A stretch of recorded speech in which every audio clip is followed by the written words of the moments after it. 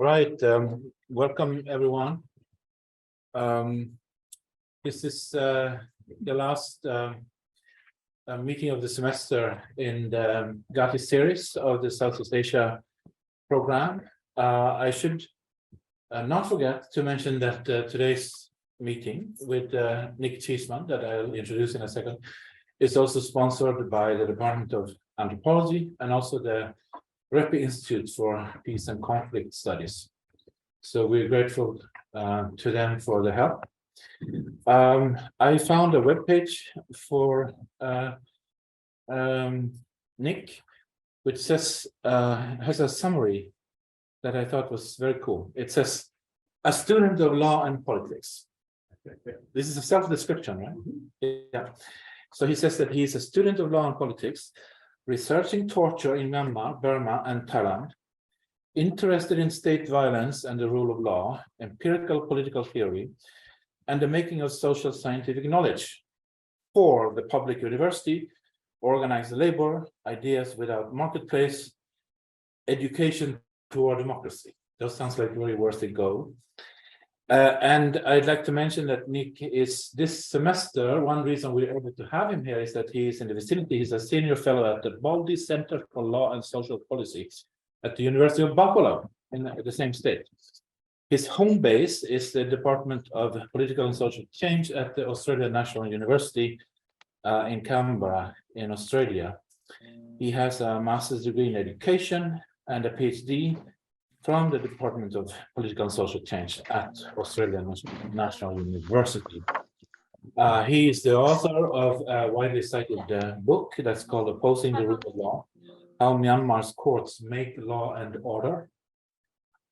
He is also someone who's written a lot about methodology, how to do research. And I noticed several articles he has in the annual review series, where people sum up the state of the art of a field, and he's written on the field of law and order, and also on rule of law ethnography. So the methods and the issues at hand in those fields. And then he's written tons of other things. I wanted to mention just one, which is an article that I've been using in my classes at Cornell. On genocide this semester, and that is the article that he entitled How in Myanmar National Races Came to Surpass Citizenship and Exclude the Rohingya, which is one of the best backgrounders on how this exclusion of the Rohingya came to be. And that was also once a GATI lecture, which was the last time that Nick visited us right here in the Kayin Center in 2017. So welcome back. And the floor is yours.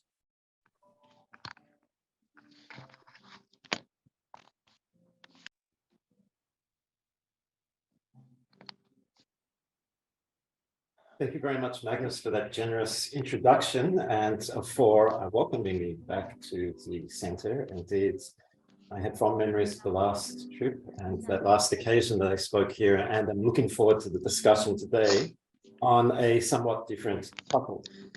In getting started,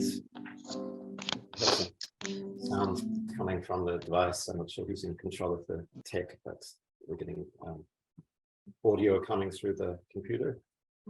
Should I just try and? Okay, thank you. I think it may be that some of them are on, they are not muted. Possibly. So the noises they make come through. In any case, I'll leave it for somebody else.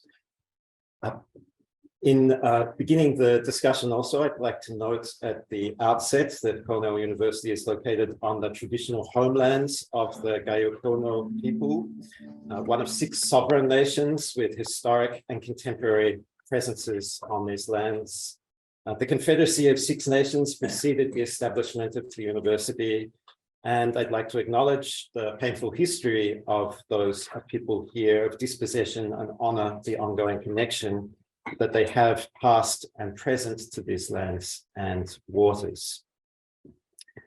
I've provided a handout to those of you in the room and would also like to note at the outset that this talk begins with, and at a variety of other points, contains, as you shouldn't be surprised to hear, descriptions of torture, some of which are alluded to in that handout, which I believe has also been made available for people online through a link that's been provided. And if there's any difficulty accessing that, then perhaps I'd drop a note into the chat.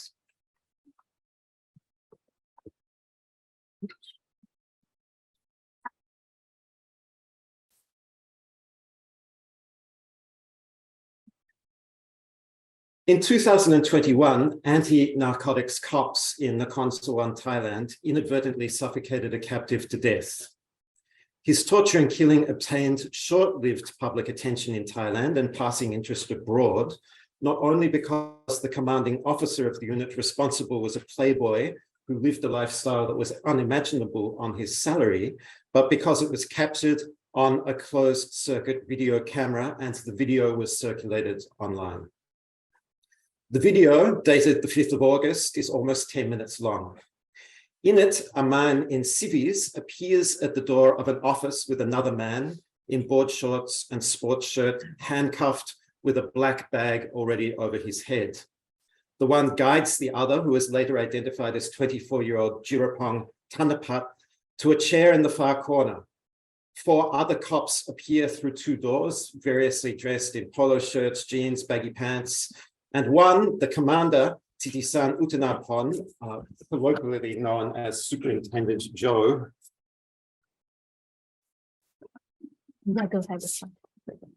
Sorry, it's just inconvenient for me to be watching people on the screen. Yeah, I'll try to turn that off. Thank you very much. As I was saying, the commander, Superintendent Joe, has what looks like a police-issued vest on. A member of the group immediately pulls a bag over Jirapong's head, twisting it tight at the neck. 2 others look on while 2 talk briefly together. They rejoin the others as the cop tightening the bag hits Jirapong in the head and drags him to the floor, and they cuff his wrists from behind. Jirapong struggles. Joe tells him, "Take it easy." Jirapong keeps struggling. He cries out in distress, and 4 cops crowd in on him. A 5th loiters. They add another black plastic bag, packaging tape. Jirapong is on the floor now, his back to the camera, gasping. "Be still and nothing will happen to you," Joe, by the sounds of it, tells their suffocating captive. Jirapong tries to say something, but his voice is muffled and they can't make it out. A cop adds 2 more bags. Another cop cuffs his ankles. One brings yet another bag, and there's more sounds of sticking plaster that follow. "Where's the stuff?" one asks. Jirapong tries to make himself heard urgently and politely, but the biggest cop has his knee on Jirapong's chest and the man can barely speak. He gasps for air and says, "I don't know." The cops press on, repeating the questions and tightening their grip. After a while, Jirapong can but moan and gulp. The words that remain are only those of the cops. "I'm giving you a chance. Will you talk or do you want more?" And then, "I'll kill you. Will you talk or won't you? Where'd you stash it? I'm talking to you courteously or nicely, and you don't appear to get it. Don't move. Nothing bad will happen. Tell me what you know. I'll give you a chance. I'm going to kill you. I'm talking to you nicely. No, this is not a farce. It's torture. The pedagogical delivery of torment, addressing an outward purpose on an extremely dominated person in, for my purposes, the name of public authority." I've been researching torture in Thailand and Myanmar for the last few years, and along the way have been drawn more and more to survivors' accounts of how their torturers talk in Thai and Burmese, and how this talk is constitutive of the violent degradation that adheres to the practice of torture.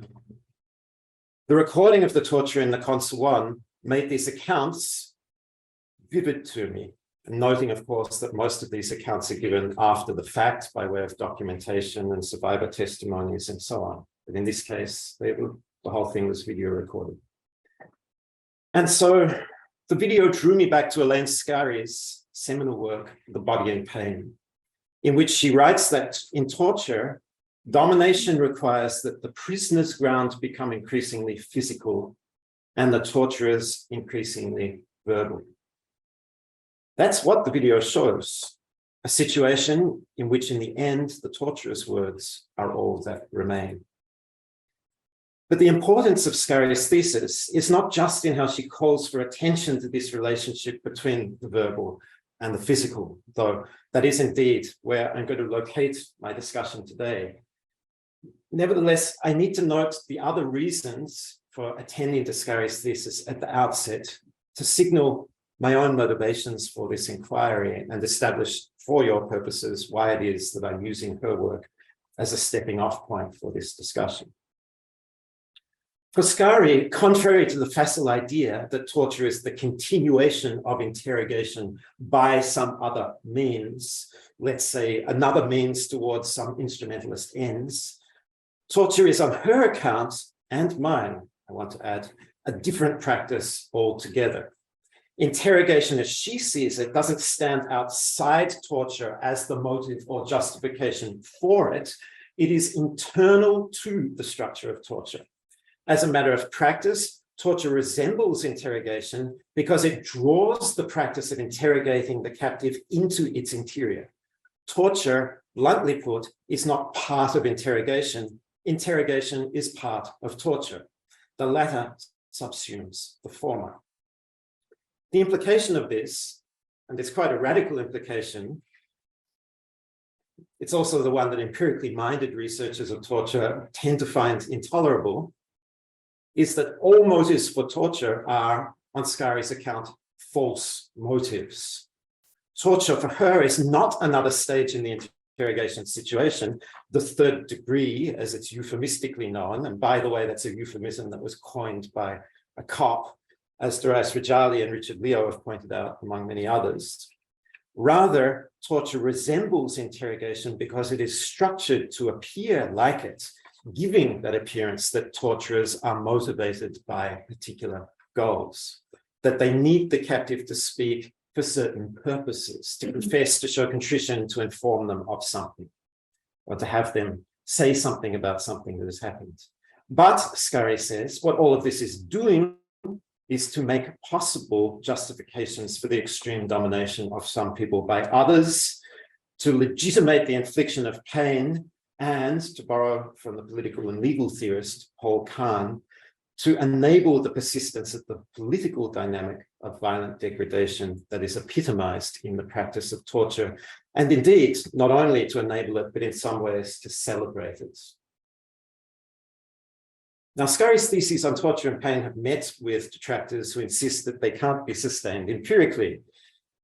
But I think many of the criticisms miss the point. Now, were I to start here with you by saying, all right, let me try to test her claim about motives and ask whether or not this claim can be sustained through an inquiry into the situation of torture in Thailand and Myanmar, whether interrogation and torture have the opposite relationship to one another from that ordinarily supposed.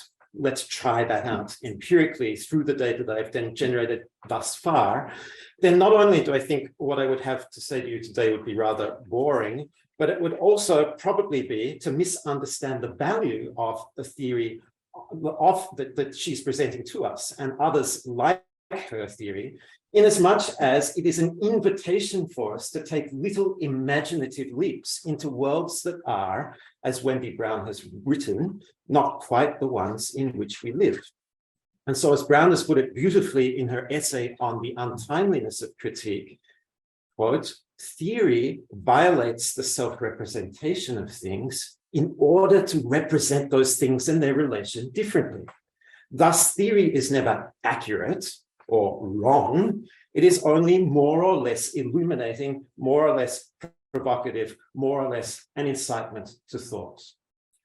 I think that's right. And that's why I come back to Scarry in response to the video recorded death of a man in Thailand, not to prove or disprove her thesis in the context of that event or others, but rather because she pushes me to take one of those imaginative leaps by saying, let's suppose Scarry is right, that interrogation is internal to torture, not the other way around. If we suppose that that is the case, and that torture is not just a stage of interrogation, but rather that it stands apart from it, then what can an inquiry into torture in Thailand and Myanmar make of those different practices of torture, which are apparently organized around this thing called interrogation?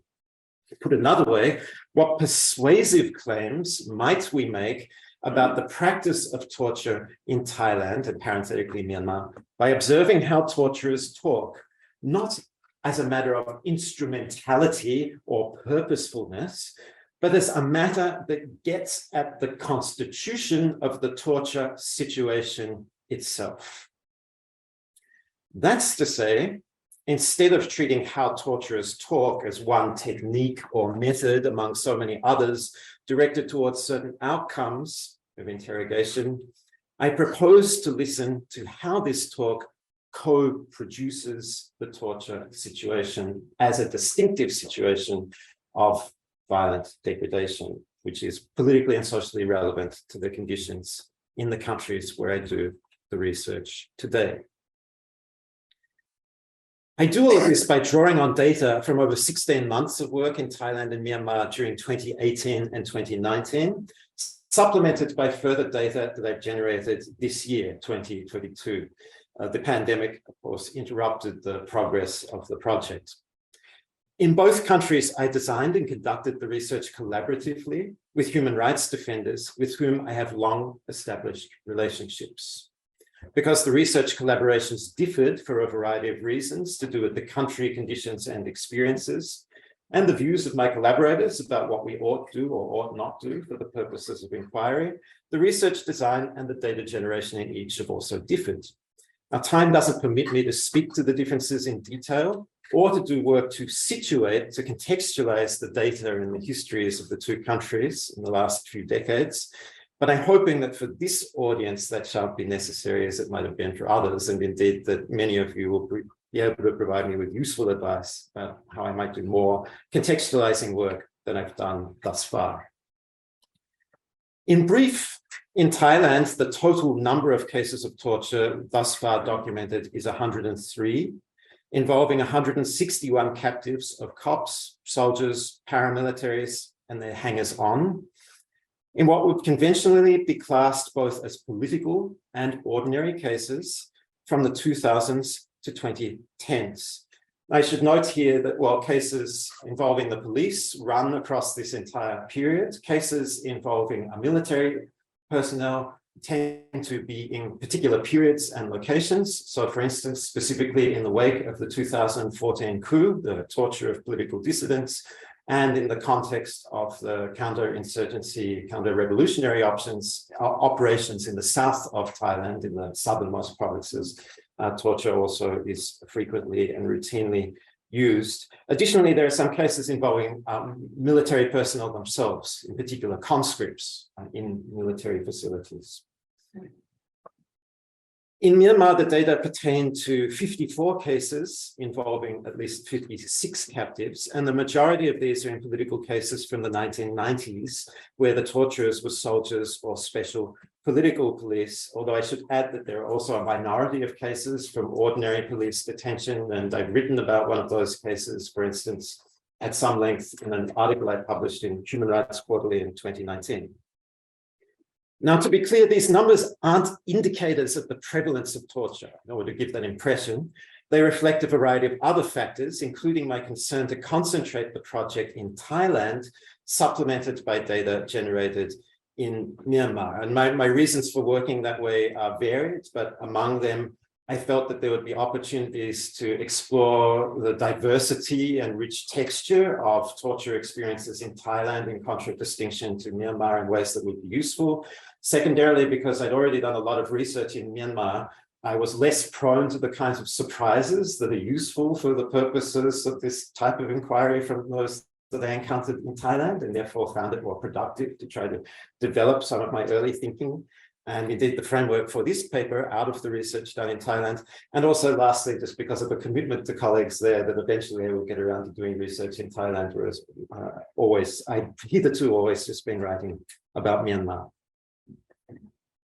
For each case of torture, the amount of material available to me is enormously varied. There are cases that run to thousands of pages of official and unofficial records, supplemented by news media reports, notes from trial observation, and other supplementary materials, and other cases on which there are just some tiny fragments. Of course, sometimes fragments are at least as illuminating and even more illuminating than thousands of pages. The materials pertain to a wide variety of cases, as I've alluded to already: ordinary criminal cases against torture survivors, post-mortem inquests where captives didn't survive torture, civil and administrative cases brought by survivors making claims for compensation, and in one exceptional case in Thailand, a successful prosecution by a torture survivor of a cop who led the team that tortured him. Based on this research, and with the aforementioned supposition in mind, that is the supposition working from Scarry's thesis, I have three claims that I want to put to you today. The first is that in uttering recurrent threats to kill their captives, torturers mimic sovereign power. This is a claim that I've made previously in research on Myanmar, and that I'm now trying out again, revisiting in light of the work that I've done in Thailand. The second claim is that torturers perform a right of refusal to hear their captives speak on terms that are not those set by the torturers themselves, because this contributes to the situation of extreme domination that is characteristic of and necessary for the practice of torture. And thirdly, that torturers' threats and incentives, structured as or else and if then propositions, are not contractual in their character, as they might appear to be, but rather they are pedagogical. They contribute to the torment that is inherent and essential to the practice of torture, and through this pedagogy of torment, distinguish it from non-torturous interrogation. So that's how I'm going to proceed through these three claims.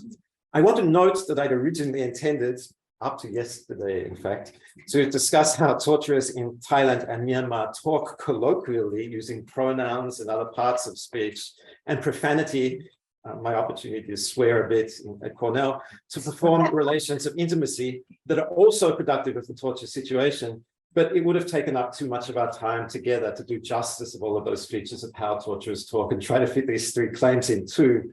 So with some regrets, I changed the plan for the presentation, but as a teaser, I've left the handout accompanying the talk as I'd originally prepared it.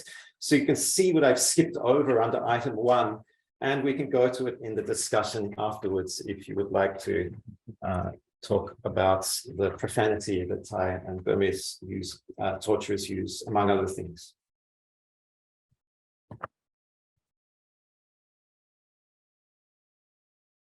So the first claim: torturers' recurrent threats to kill and sometimes to maim or disfigure for life mimic an old-fashioned form of sovereign power. In Carl Schmitt's by now thoroughly overused, but for me somehow still unavoidably relevant theory of sovereignty, sovereign power is manifest in a state of exception as unlimited authority, a condition in which law recedes, but order in the juristic sense still prevails. Though torture in Thailand and Myanmar is practiced in a range of more or less exceptional conditions that I've alluded to already, torturers in every case studied perform exigencies and mimic power that is without restraint by, among other things, threatening to kill their captives. Torturers recurrently intimate to captives that to kill them would be simple, even simpler than bothering with going through the motions of record keeping, inquiry, criminal trial, and the like. In Prachuapkhirikan in Thailand, for instance, cops threatened two captives, Natawat Tanati Ganchana and Adisak Silamut, to admit to assault and robbery for a couple of foreign tourists during 2017, telling them that if they did not confess, we'll kill you, and that'll be the end of it. A former captive in Yangon, Myanmar, who had been among a group that had organized anti-government protests in 1998, recalled that special political cops there told him and a group of others that were in their detention that we got the lot of you, whether you talk or not, we can kill you, and that'll be that, we can do what we like. Another former captive held in Myanmar in 2008, in relation to protests the year before, recounted that he had audaciously told the cops that had him in custody that if they wanted to kill him, then to go ahead and do it, to which one of them replied that if that's what he wanted, it was easily done. Details and props make threats to kill more evocative. Sometimes torturers display or use lethal weapons when uttering threats to kill, waving a gun around or putting it on the table, showing or pushing the barrel of a gun or a knife into the captive, or performing threats by telling another torturer, a subordinate very commonly, to give a gun with which to shoot the captive or captives. In Prachuapkhirikan, the cops told Natawat and Adisak that they would necklace them, a practice of burning bodies with rubber tires, which is actually reported about in the popular media in Thailand. In 2018, in Thailand's far south, soldiers who threatened to necklace a captive in a security case took him outside and showed him a pile of tires with which they said they were going to do it. Though through these threats to kill in the torture situation, captives are reminded that the questions they are asked are not structured to pressure them towards the answers that their captors want through a kind of verbal exchange of the sort that we get in the interrogation situation, but to threaten them out of them at risk of loss of life or limb. Hence statements like, if you don't give us a good answer, you're going to die young. If you don't cooperate, you're dead meat. If you don't admit to it, I'll bring a gun and shoot you dead right now. I'll shoot you dead if you don't admit to doing it, etc., etc. You are alone with us here. There is nobody else. Nobody can help you. This is how the recurrent threat to kill contributes to the element of extreme domination in torture situations in Thailand and Myanmar. Now, to be sure, techniques like these to make detainees feel isolated and anxious are among those that scholars of non-torturous interrogation, like Richard Leo, writing on the United States, have noted generally. Interrogation is, of course, all about establishing asymmetrical power relations between the interrogator and the interrogatee.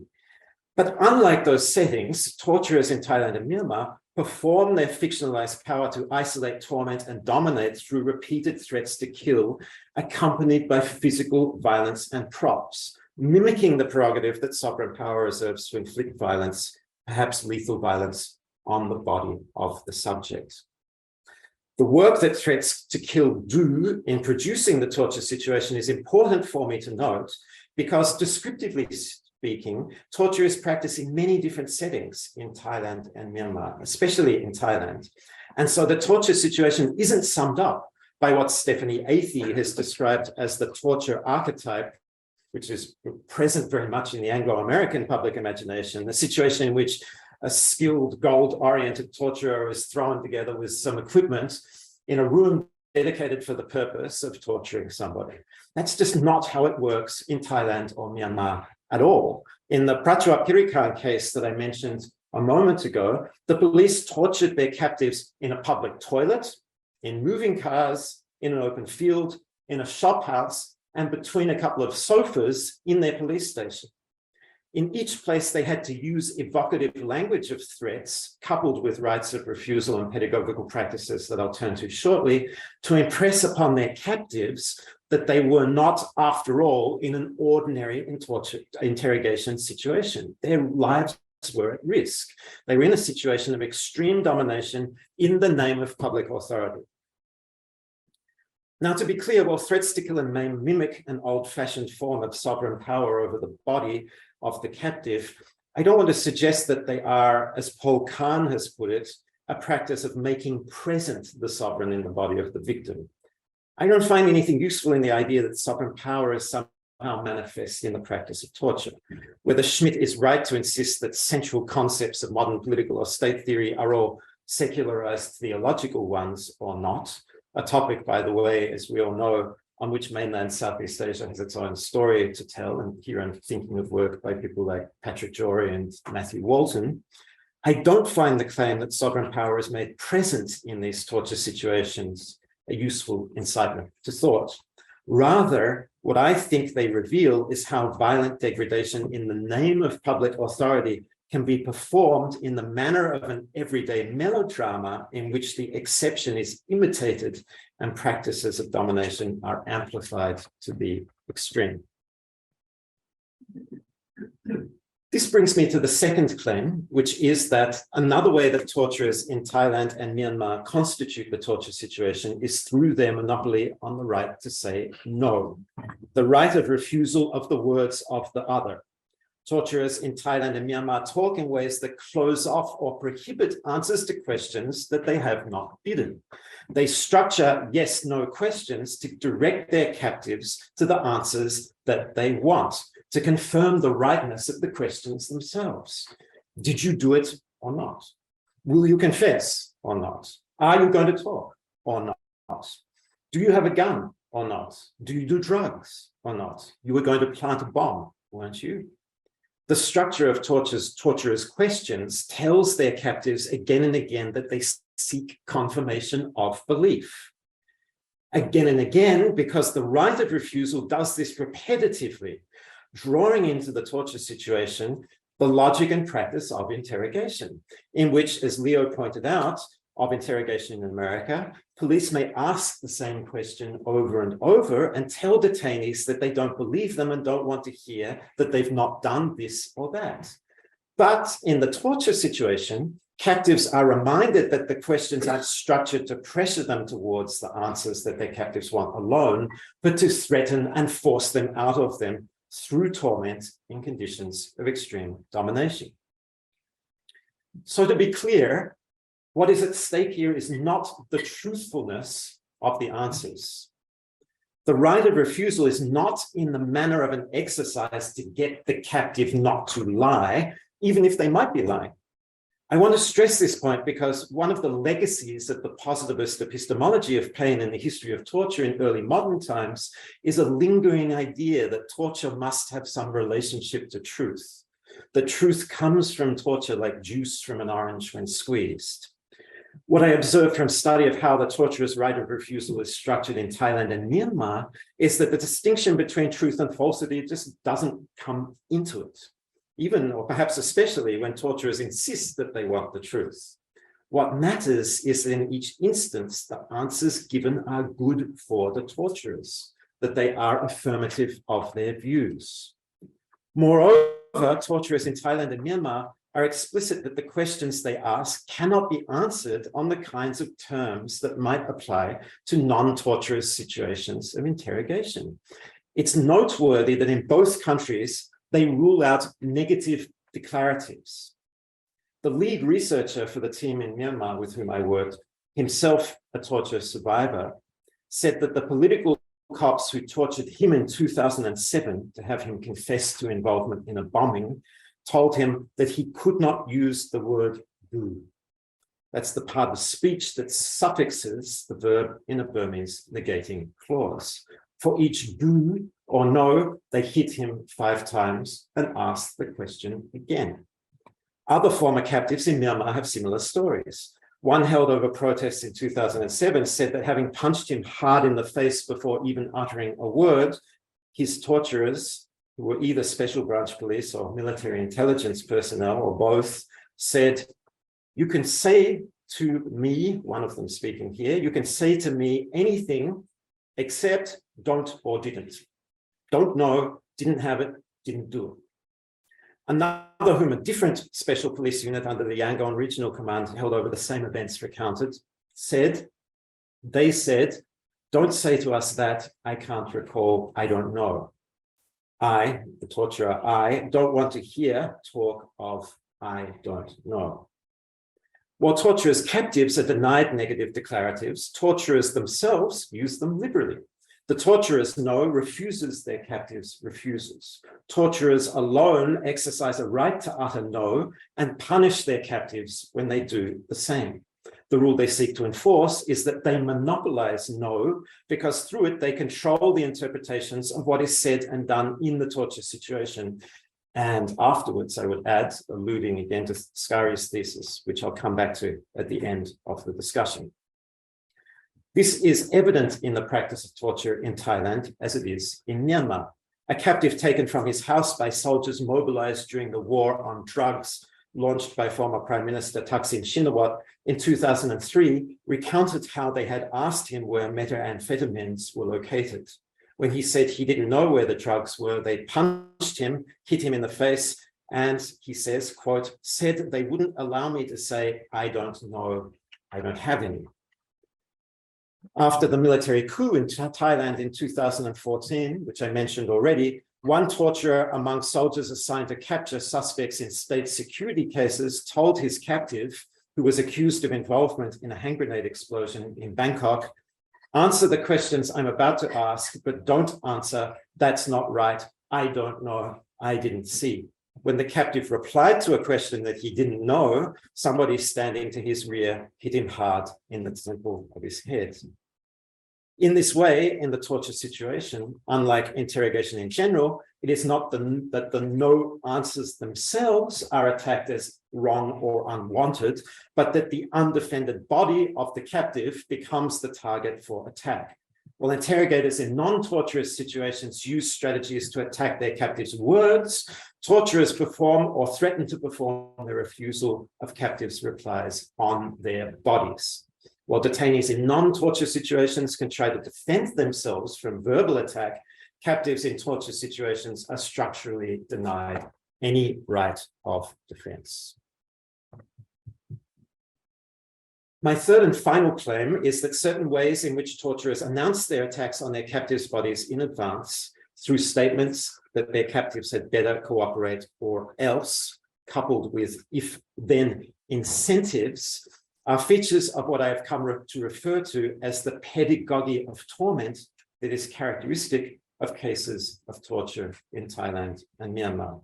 A usage that I juxtapose with what Lisa Silverman has, for my purposes, really usefully referred to as the epistemology of pain in torture practiced in early modern France, to which I've already alluded. Torment. In English, the word is etymologically related to torque or twist, and in Burmese, it's to press down upon something. Ni or nin, as in nitse or nimban or ninse.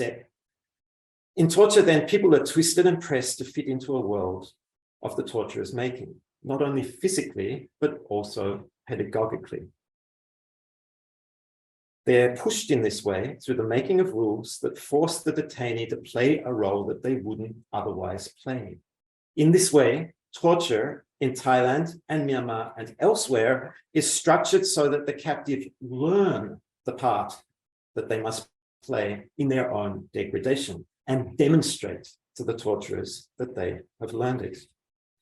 The or else structure of how torturers talk is the blunt end, if you like, of the pedagogy, as in when a former political captive in Myanmar recounted that one of the men questioning him at an interrogation camp during 1999 said, "Today you're going to tell me everything or else you're going to get it." Or when cops in Prachinburi, Thailand, while pausing from suffocating Ritirong, aka Chopper Chunchit, with plastic bags in 2009, to have him confess to stealing a gold necklace, told his friends sitting outside the interrogation room, "Tell us what you know, or else it'll be the same for you." Sometimes the or else is implied, as when an interrogator says that they can't carry on using a particular method, suggesting that things are about to get worse for their captive. Sometimes it is directed outside of the torture situation, such as when torturers threaten to harm or abduct the captive's family. The blunt end of the pedagogy is coupled with the soft end, if you like, the if-then incentives. Now, on the surface of it, these have a transactional or contractual quality of the sort that accompany plea bargaining in non-torturous interrogation settings. But I'll explain in a moment why I think this appearance is deceptive and that interpretation would be wrong. So we see this manner of expressing the if-then incentive in the form of statements such as, "You confess, and then I'll stop," as a soldier put it to a captive in the far south of Thailand in 2006, or with statements to the effect that torturers will help their captives get off charges that they're on or similar. The demand here is for recognition from the captive that they have apprehended the part that they have to play and will go along with it, as I said already. and that they're prepared to say those things that will satisfy the torturer's demands, which can be re-audited and redoubled as truth, as Alan Feldman has memorably put it in his Formations of Violence. In this way, torturers validate their actions and verify facts through the body and words of their captives. Again, what is revealed here is, I think, not a concern for veracity, but an obsession with pedagogy. Truth or falsity, once more, doesn't seem to be all that relevant. What is relevant is that captives can seek to play the roles that they've been assigned and speak and act as instructed. A former captive tortured over protests in Myanmar in 2008 observed as much when he said he learned that the cops torturing him didn't want truthful answers, but he had to discern what they wanted in order to satisfy them. In this way, the extreme domination of the captive by their torturers and the mimicry of sovereign power is again produced. It's not as if torturers are actually talking terms with their captives. They aren't. Their offers are unaccompanied by any guarantees. They're not entering into a contractual relationship that, in the event that they don't meet their commitments, they'll somehow be held liable. They won't be. What they are doing is exactly the opposite of making a contract. They are claiming that they have an unencumbered ability to perform goodwill directed towards the captive without any obligation owed to them, any obligation at all. Whether they carry through on their commitments or not is entirely for them to decide. Theirs are performed as acts of generosity, not as some kind of belated acknowledgement of a duty of care. They reaffirm that in the inverted and perverted situation of torture, the torturers themselves are the righteous ones. They are reasonable in their expectations and offers, while their captives, who do not accommodate their demands, resist unreasonably and therefore are blameworthy. Because the tortured alone are blameworthy, torture can be justified. Even when things get out of hand, as they did in Nakhon Sawan, torturers defend and justify their actions by implying that whatever happened to the captive, they somehow deserved it, and that by implication, the torturer's motives were honest. Superintendent Joe, from the video that I opened the talk with, may not have resembled the archetypal torture in the practice of torture, but in his defense and justifications for his actions, he sure as hell resembled the archetypal accused torturer.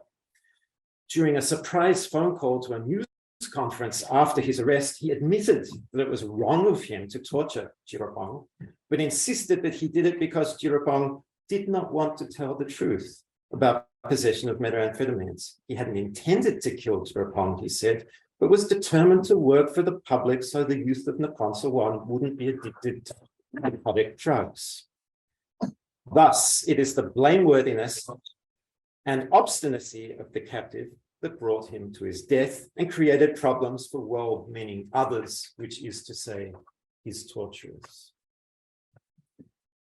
This is exactly the scenario that Elaine Scarry warns us not to be sucked in by, and why her insistence on inverting the relationship ordinarily supposed between torture and interrogation is not only a useful incitement to thought, but also a political provocation.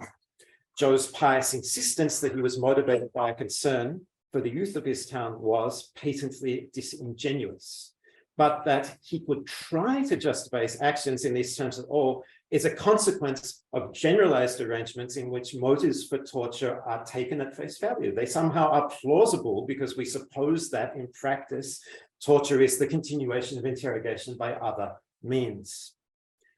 The merit of Scarry's thesis on torture is in her pulling our attention back to the interplay between the physical and the verbal in the torture situation so as to show otherwise. And that's why I've tried to attend today to how torturers talk in order to think about that relation. Because whereas many accounts of torture and accounts of accounts concentrate on what torturers do to the bodies of the people they torture, Scarry reminds us all that all of that doing is meaningless without talking. Her insistence on the relation of the verbal to the physical follows from her concern to explode claims about motive in torture as false motives. Now, as I said at the outset, to hold this claim up to every case of torture and ask about its rightness or wrongness would be, in my view, to miss the point. Instead, in this talk, I've attended to how torturers talk in Thailand and Myanmar, so as to make a number of claims about how their talk is not a means towards some end, but how it constitutes the torture situation through mimicry of sovereign power, the right of refusal, and a pedagogy of torment. I've taken this route not only because I find Scarry's provocation useful, but also to acknowledge the political importance of her position on motive, even as I recognize that inasmuch as it is an absolutist position, all absolutes encounter their limits in empirical inquiry of the sort that I have conducted. And so I find myself, in conclusion, still, to be honest, a little bit conflicted. I find myself agreeing with Scarry that the internal structure of interrogation in torture today enables the fictionalization of narratives about its practice with which to defend torturers like Superintendent Joe, while also wanting to acknowledge the part that the performance of motive has in the torture situation, those kinds of situations that have been documented. Put another way, the problem that I'm still grappling with is how to decline to concede to the powers of self-description that torturers like Joe and their allies exert, but without having to fully endorse Scarry's point on motive in its absolutist sense. The best solution that I've come up with so far is to say that in the ways that torturers in Thailand and Myanmar talk, purpose is outwardly addressed. Purpose overlaps with motive in that it gets at the reason for an act or omission, but it has a specific object in view, whereas motive is circumstantial and sometimes inchoate. Outwardly addressed purpose does not require me, I don't think, to take a position on whether motive is true or false, fact or fiction. It just resists the binary. There is always the possibility, as the torture and killing of Jirapong shows, that there is a seeming alignment between what torturers say they want and what they want, a quality of torture that alludes to the relation of means and ends and is problematic to work through empirically when thinking theoretically in the manner that I'm proposing to do. But I don't think this invalidates Scarry's important point that it is through the appearance of motives in the torture situation and through our willingness as audiences to be beguiled by them rather than to ask questions of them, not in their particulars, but in their generalities as well, that torture obtains credibility. And that's a credibility that it nowhere deserves. Doesn't deserve it in Thailand or Myanmar. It doesn't deserve it anywhere. Thank you very much and look forward to your questions and comments.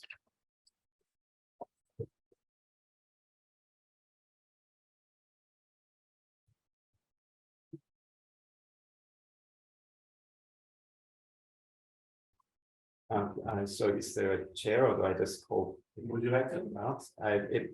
You can. As you prefer. What's the convention?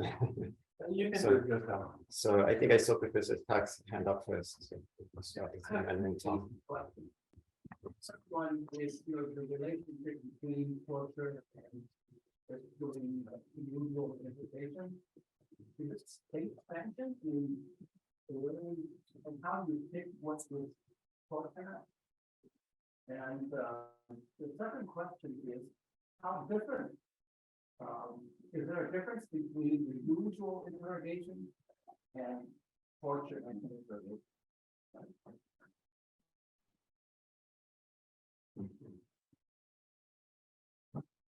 It's the convention to take a couple of questions, so I just respond to one.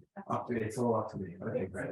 So let's. I'll go one at a time at first, and then if we're running short on time, Great, thank you. So thank you very much for both of these questions. Let me see if I'm getting them right. So the first question, I think partly was a question of method. How do I decide what is torture for my purposes, for the purposes of my inquiry? And then relatedly, there was a question around the state sanctioning of torture on that. So on the former, my approach has been essentially ethnographic. So I identified a number of organizations, as I said already, with whom I have colleagues that worked for many years. Cross-Cultural Foundation, Thai Lawyers for Human Rights, and a number of other organizations. like these ones, and essentially ask, well, what is it that they identify as torture and how do they go about documenting cases of torture in conditions, by the way, which at that time in Thailand, there was, of course, no law criminalizing torture. One has very recently been passed and actually will, I think, come into effect within the last few days or will imminently. So the starting point for me then was not to sort of try and cast around with a general definition, but to go to places where work was being done to document torture and ask questions of people in those places, explore the archival materials, and from there build up an account that would, of course, also simultaneously enable me to do the kind of conceptual work that I wanted to do. I'm not sure if that addresses the methodological point, but I can say more about it if you're interested. On the question of state sanction, this is an interesting and important question that I passed over in this presentation. In neither Thailand nor Myanmar is there any formal sanction of torture, of course. No, neither government nor any authority in government says, yes, torture is approved. Not even, I should add, really euphemistically in the way that is the case with the United States or in empire, at least, the torture of others, where, of course, all kinds of legal arrangements were set up and institutions mobilized in order that, in fact, torture be legalized, but called by other names. However, in certain conditions, there are practices that are indicative of an informal policy to get at the way that Elizabeth Wood talks about the distinction between violence as policy and violence as practice. So while I concentrate my language and the analytical work I do is mostly on torture as practice, because torture as practice runs across all of the instances where torture actually occurs. There are some cases where torture also appears to be informally a matter of policy.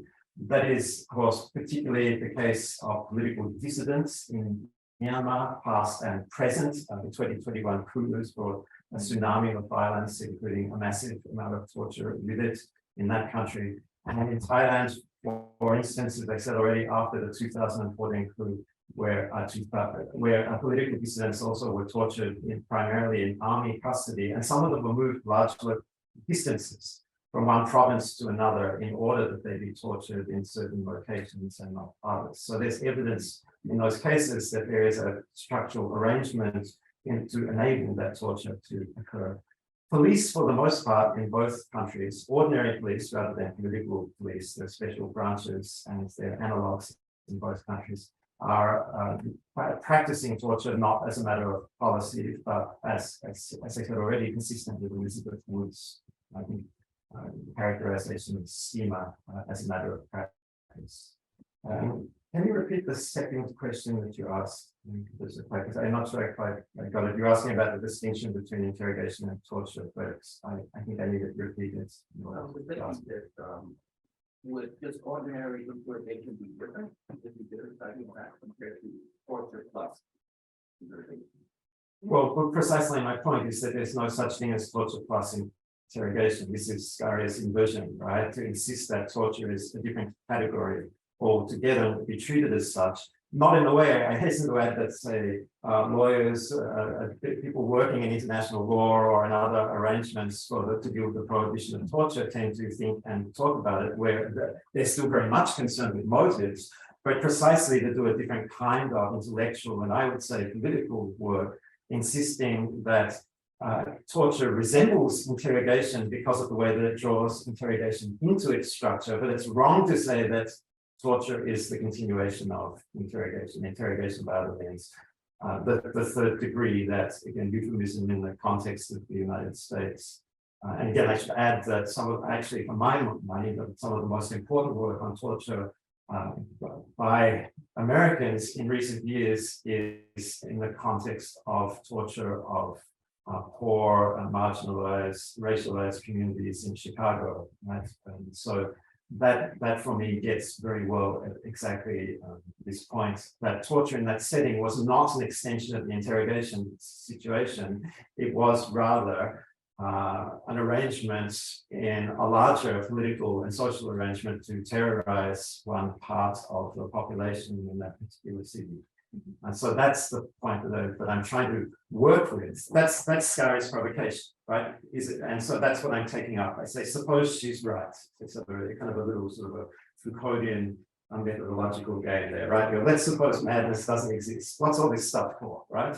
So let's suppose Scarry's right. That torture isn't about interrogation. What's it doing? How then can we think about how it's constituted for all of these kinds of arrangements rather than looking around for like, oh, why are they doing it? Right? The answer to this question, you know, does torture work? A question which I rejected from the outset in this program of inquiry as the wrong question. Well, it took me a while to understand why I thought it was the wrong question. I hope I've addressed your question at least partly, and maybe we can go to maybe other questions. I love the idea. I love the way that you explain, like the way that you use the word that you're referencing by saying we're gonna use this as the definition of what's happening, and then thinking the implications of this rather than trying to test some claim. I think that's really helpful.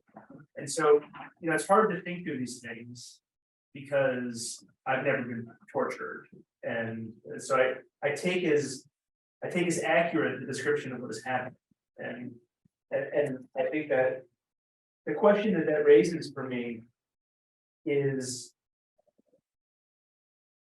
does the torture scramble the interaction by just doing exactly, imagine that you tortured somebody who's being tortured and told the torturer exactly what the torturer asked for. My instinct is to say that does not work, because the purpose of torture is itself to harm, because I agree, it's not to get truth. When it does inadvertently produce truth, does it actually undermine this interaction that is happening? Does that question make sense? I sort of like the tail end of the question was doing something different from at the start. I thought initially you were asking me sort of some questions around really around how to interpret the material that I was working with, but by the end you go to the point about truth, and the question is still so we seem to be leading back into a question of whether or not torture inadvertently works, right? Rather than does torture work, does torture inadvertently work? It's not about revealing the truth, but like if I am tortured and I comply with you, you say you're going to tell me everything that you did, or I'm going to kill you, and then I provide you exactly what you asked for. My sense is that does not end, it does not stop the torture. That's my impression. That torture is about the dominance, and that I, as a tortured person, if I tried to comply with you, I couldn't, even if I wanted to. Well, this is the trick, and why I ended up where I ended up with my own still uncertainty, a quiet admission later than otherwise fairly confident sounding presentation, but I'm still struggling with this relationship between Scarry's proposition and, of course, what I encounter empirically. The fact is that there are some cases of torture that are more obviously instrumental, let's say, than others, right? The fact is that there are some cases of torture that are more obviously associated with the characteristics of the tortured person, their membership in a community that is socially and politically dominated in other ways, and therefore they are made vulnerable to torture, and torture has a range of pedagogical practices, as against other cases where that's less obviously so. So in short, in response to your intuition, the one-word answer is, well, maybe, and the other one is maybe not. But I think the point that you want to make is that precisely because there are all kinds of other things that are going on, that it's not as if there's one factor or a couple of factors that instrumentally we can say that, or if these requirements are satisfied, then the outcome is that the torture ceases, that is necessarily the case. Indeed, it's not. Indeed, in the most instrumental of cases, which are those involving ordinary police in Thailand, let's say, what happens is, well, okay, so you're an ordinary police officer, ordinary cop in Thailand, an admission by the person that you've taken into your custody alone isn't going to suffice even to get it through the door of the prosecutor's office and in court. you're going to need some sort of material evidence. So what do? Well, in the case of Chopper, who I mentioned in Prachinburi, they of course put him into a car and drove. They said, well, so where is, now he's confessing, so where is the necklace? Well, I sold it to a fence at such and such a location. Drove him to that location. He wasn't there, right? And then started to assault him again. The case in Prachinburi, the reason that the torture occurred in so many locations was that repeatedly, in order to stop the torture for a period, the captives, and there were 3 in that case, 2 of them experienced torture, they repeatedly said something that stopped the torture for a period. The police took them to a location, found that that wasn't right, or something else happened in the interim, or whatever else, and it started again in another location. So there isn't this sort of linearity or the kind of a convenient temporality that's associated with this sort of way of thinking instrumentally. But there is still the possibility of arguing for an instrumentalistic account, if you like, which is where I myself sort of try and push back against Scarry and say, nevertheless, you know, and of course the problem, as I said already, is that all absolutes encounter their limits in any sort of empirical inquiry, right? We know that they're all any absolute as an exception in the social or political scientific world. Right, the reason why I ask this is I think that you're saying more about the purpose of torture is domination, right? Physical domination, by the observation that it doesn't stop, even if you were to comply totally. Right. Well, my observations are based on the actual cases that I've observed, and there are some cases like that, and there are other cases that the torture is diminished, or the character of it changes, or it's stopped for a period and then it resumes again. And these are the things that are striking to me. In one particularly noteworthy case from Myanmar that I always come back to, and I've written another paper that I've written this case out in some detail. The tortured person, the captive, was a poet, and the tortured person knew he was a poet, and they told him to write a poem. That they would keep assaulting him until he wrote a poem. And so they left him with a piece of paper and a pen, and he wrote a poem. And it's one of the most remarkable and beautiful pieces that I read, my limited knowledge of Burmese poetry. And they looked at him. They said they came back into the room. They left him alone for a couple of minutes. Came back into the room, and he gave it to them, and they looked. And for a moment, they looked utterly astounded that he had actually done what they'd been telling him to do, right? They're going precisely to your point. And then one of them applauded and said, like, you know, check out this guy, how cheap is he, and so on.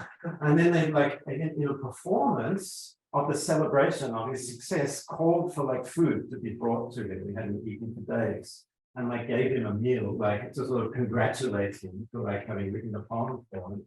And then they resumed what they were doing prior to all of them.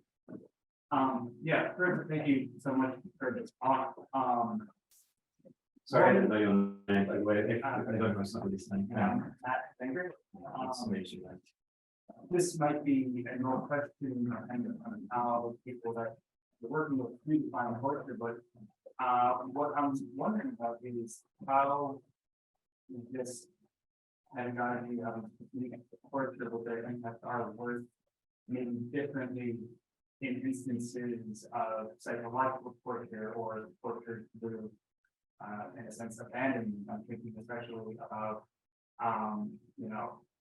solitary use of solitary confinement, or especially in the case of Myanmar, one of the images that we hear about with being hanged during prison. It's just the sheer overcrowding with prisons and the not good on food and water and things like that. And how this, you speak a lot about torture as this very intimate thing, but how abandonment might also work differently, if it have the same function of creating this world of total domination, or is it different? Thanks. Nice question. Something also that I've thought about quite a lot for a couple of reasons. So let me just note at the outset that going to Professor Tuck's question earlier, and my ethnographic approach, none of the cases which I have from the documentation in Thailand and Myanmar are exclusively shall we say, psychological, all of them involve some combination of the physical and the psychological, the physical and the verbal. Now, that may be a characteristic of how torture is thought of among the people who are doing the documentation there, just as well as it is practiced by the people who are responsible for torture. I'm open to thinking about it in different ways.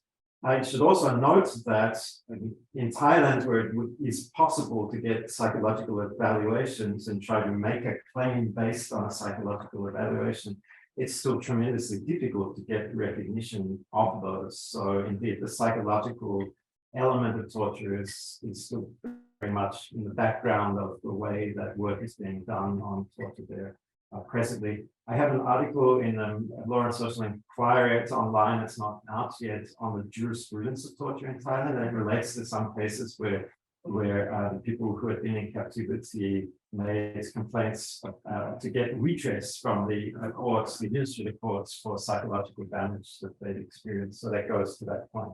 But now to come to your larger point, which related to, you mentioned like solitary confinement, for instance. And if I was to rephrase your question, perhaps it's not exactly as you would have it, but let me try it out. Can solitary confinement also be torture, or also be classed as torture, or do the two in practice overlap? I think the short answer is yes. Then the answer is contingent, not necessarily. It's not always the case. And that's because, as I said already, my point is that in torture that there's a pedagogical quality to the experience, and that it addresses that outward purpose in the manner in which the person is extremely dominated, right? So while that extreme domination, public authority are elements that are present in the situation of solitary confinement, then I would still have questions around those other elements as to whether or not he would satisfy them.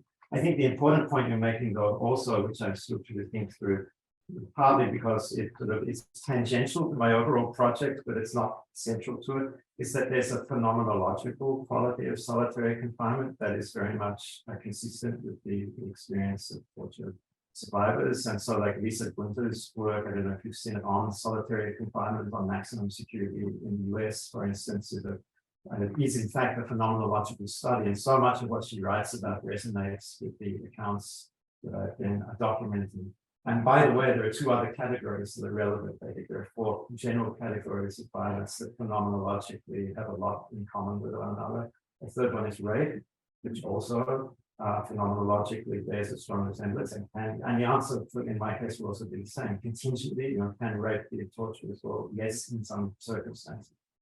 And the last one is slavery, also in some circumstances. So I've read a lot of the work on the Atlantic slave trade and its consequences.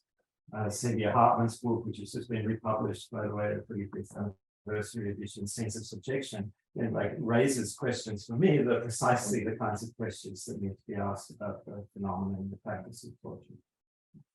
Thanks. So that, I feel like that leads into the stuff I've been thinking about or wondering about, which is, and I feel like I could go at it from either angle, but I think, for most of us in the world, but especially in the United States, just lived through, the reaction to George Floyd's killing, right? The I can't breathe moment just kept, kind of popping into my mind as you were describing the initial scene that you did your talk with. And so I guess I'm wondering, where you see your work playing a role in relation to these people that you've worked with ethnographically who are challenging torture or other forms of violence. But also is there, in reference to kind of the points that Matt brought up, is there a continuum of state violence, right? I mean, or how do forms of police brutality and killing of civilians, or whatever. I mean, there's kind of all these other forms of violence beyond the ones that you were just listing, right? Where does this fit into that? Or you know, what role does sort of pulling torture out and talking about it as its own thing fit in relation to other patterns of violence and dominance? So I take this in 2 or 3 parts. So the first 2 parts relate to contributions, the opportunities for comparison with other settings and experiences elsewhere, and then the point about the continuums or spectrums of violence and the relationship between what we learn from torture and other categories of violence. And on the former, the short answer is, I think the contributions I want to make are number one, contingent generalization. Use a term from George, the case study book, right? Yes. I got a nod from Tom, so I'm okay with that one. And then a methodological intervention. And so as the manner in which I presented the piece, and indeed as I put in the paper, and with apologies, is not so much in the tradition of area studies, but thinking through the practice in area in order to get at questions, make observations, which I think would be, as I said already, contingently generalizable. And that's partly because I think there are a lot of opportunities to do that kind of contingent generalization out of the sorts of cases that are documented in Thailand and Myanmar.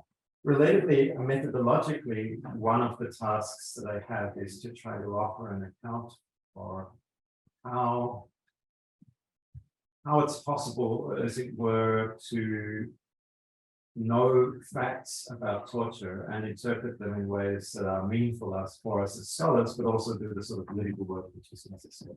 From the point of view of people with whom I'm working in Thailand, and I was working in Myanmar, I should say, by the way, that my lead research assistant colleague really from Myanmar is now in Thailand, along with so many others, effectively as a result of the military coup and everything that's come in its wake. So my concern really is to try and think then about how I take my responsibilities seriously, both as a scholar of state violence, but also take and consider the political implications of that. So that partly gets back to the point about contingent generalization, but also the term which I've not used yet today. I'm still reluctant to do it, but I'm increasingly prepared to do so, is I'm thinking about how to offer an interpretive account of torture which engages with traditions in hermeneutics. So a hermeneutic account, if you like, of the torture situation in Thailand and Myanmar. And the reason is precisely that the literature on hermeneutics is taken up with that relationship between text and the reader of the text, and how we ascertain facts, how we can come up with multiple interpretations, but not every interpretation is however possible, right?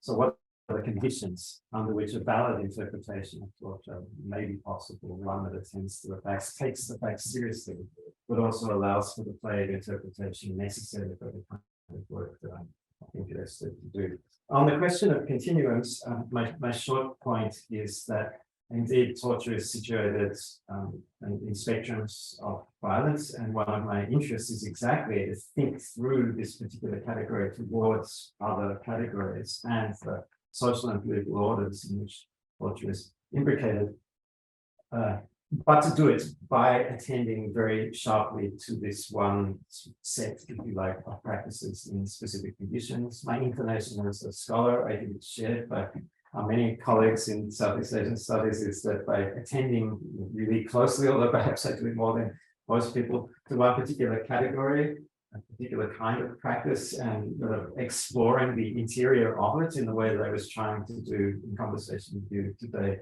more is revealed than offering a generalized account, say, of one practice in relation to a set of others. It may be at some point I'll be ready to get to that, but not until I've done all of this work, first of all. You don't look entirely persuaded. Well, I guess I'm wondering if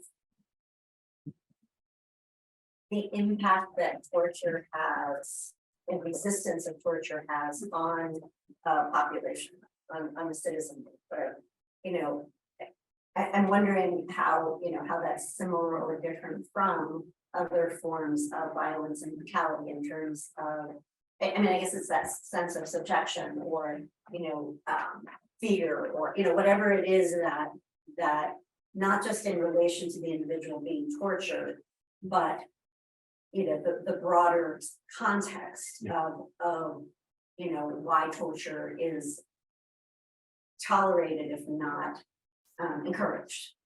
These are good questions. I could cast around for some preliminary ideas, but they are in certain respects a little bit tangential to my own interests. What I am interested to do is try and say by attending to how torture is constituted, then how do we get at the larger arrangements in which it's imbricated? And how do we illuminate or reveal some aspects of those relationships that ordinarily are obscured from view or are denied, right? That, well, no, such and such, this may have been the case in the past, these characteristic relationships between law, politics, and violence. But these days, things are different. That's sort of denial, I think, of what I want to insist on, some inherent qualities and persistent quality that violence, law, and politics have in relation to one another. And it's within that triangle, if you like, between those 3 points that my work has always been located. And so if I can get at some of those dimensions through this particular practice, then I think I'll have succeeded. As to the question of impact, I think in some ways, as I said already, it's related, but tangential. And it may be the kind of question which, frankly, is better answered by people in other disciplines or using research methods of their mind. There. So we answer. This is where over. That's why people are leaving. So it's a very. Can we do one last question? And we could take the two of them together, one after the other. I'm Jeremy. Very interesting talk. I'm just wondering if you find that the torture interaction between the tortured and the torturers is the same across this spectrum of violence, because it seems that I think it's right to put it all together as you've done it and think about what's going on, but also you're dealing with many different types of agencies, which probably have many different cultures around torture, which I think is the flip side. You could only get from the torturers, which you probably can't get, right? But there's probably a culture to torture in, say, the Thai police. Why do they put a bag over the drug user's head? Why don't they just cut off their ear, which maybe a soldier and insurgency in the South might do? So I wonder if you find that the interaction is the same regardless of the spectrum of violence, and B, that spectrum of violence is different across those agencies, or all of them can go between 0 and all 2. Yeah, sort of. If the Thai police can do to a drug user what the special branch police can do to a political dissident in Myanmar. Thank you. So to back up to something that you said early on, and I agree with you about this idea of trying on theory, that idea. But I might have misunderstood you. I thought that you said that it's not so much a point of the theory being right or wrong as to whether or not it's illuminating. And I wonder if we were to dig into illuminating and scratch that a bit more, we might find right or wrong or accuracy lurking beneath the surface there. So what is it about illuminating that you entirely escape truth? Accuracy. Whereas other interpretations are spoken of as being wrong according to empirical details, Scarry is a bit immunized by saying it's not relevant. Sorry. I worry a little bit that whereas you mentioned certain interpretations as being wrong due to the empirical details, that Scarry's, however, is immune from that kind of cross because it's not relevant to Scarry's question. Maybe weeks later or something. Look, I think one reason I would insist that certain interpretations are wrong are precisely because the people who offer those interpretations and do certain types of work set them up in such a way as to insist on the descriptive rightness of those interpretations, right? Whereas Scarry is moving, and we discuss this, but she's moving from a reading of Amnesty International records in the 1970s to offer an account which is informed by literature and critical theory and so on, which is why just about this whole line of famous scholars and then any number of people doing empirical work on what this sort of lined up to say, well, no, this is just her interpretation of these records, and it just doesn't stand a test of just about any other inquiry. And yet, as I said already, although that was her starting point, I think the point that she wants to make is somehow elevated above it. I mean, if you've read the book, anyone who's read the book, it's actually not about torture, right? But one of the things about it is we all end up talking about torture and Scarry, but in fact, the book's about pain, and the next chapter is on war, and she sort of tries to offer an account that moves from the ideas that she develops in the context of torture to talk about war and so on. So this is by way of saying that her project is a different kind of project from someone who says, well, I think I can interpret the torture situation or the practice of torture in the following ways, and where they're offering an account then that requires us to evaluate whether or not there is, let's say, a rightness or wrongness to that, as indeed is the case with my own work. Hence the tension that I feel, which I raised at the end, that I do have that illuminating starting point. I find it, and another person who has been criticized a lot in this way, famously, of course, also with Hannah Arendt, right? You're someone for whom, her account of totalitarianism in the Soviet Union is more or less every single part of it has been picked to pieces by historians of that period.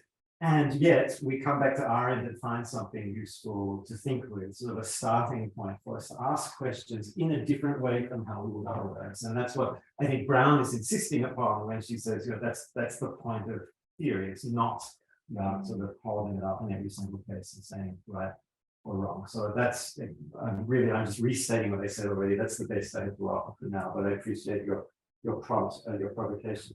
Back to Jeremy's point, and I can't make out my handwriting, but let me try and get this right very briefly.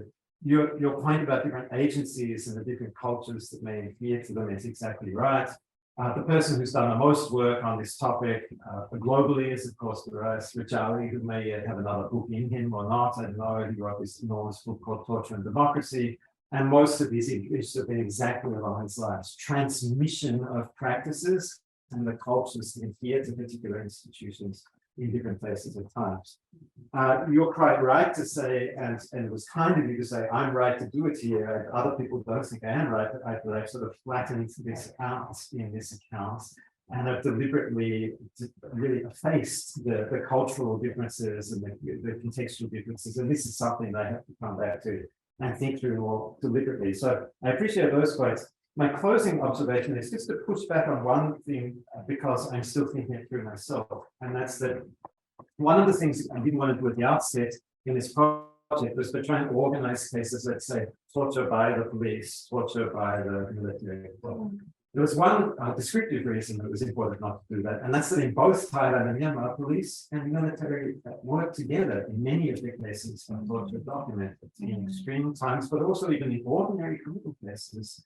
In Thailand, under periods of military dictatorship, we have army officers signing off on documents present in rooms, in confession rooms, in videos that I have, not doing anything, but sitting there in the corner watching the proceedings. So it's not as if these institutions are sort of easily or conveniently demarcated. And it's actually one of the problems I have with some of the literature, is that starting point of demarcating, military torture by soldiers, torture by police. The second thing is, functionally, they're engaged in practices that a lot of the time also are overlapping.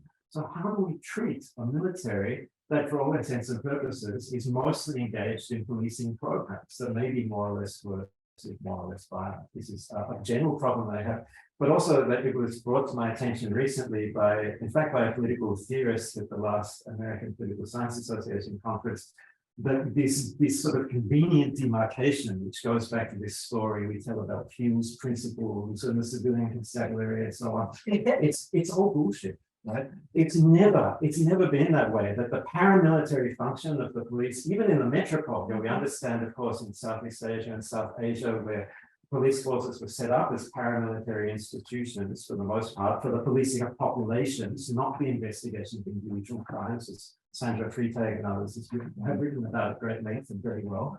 Even in the metropole, this separation never exists. It's a myth, right? And so actually one of the things which I'm thinking more about in relation to this project is how it's convenient to problematize exactly those of the conventional thinking to refer to the mythology associated with the division of these different agencies, while at the same time appreciating and recognizing indeed descriptively the military in Thailand torture in different ways and different settings and different times compared to their police counterparts.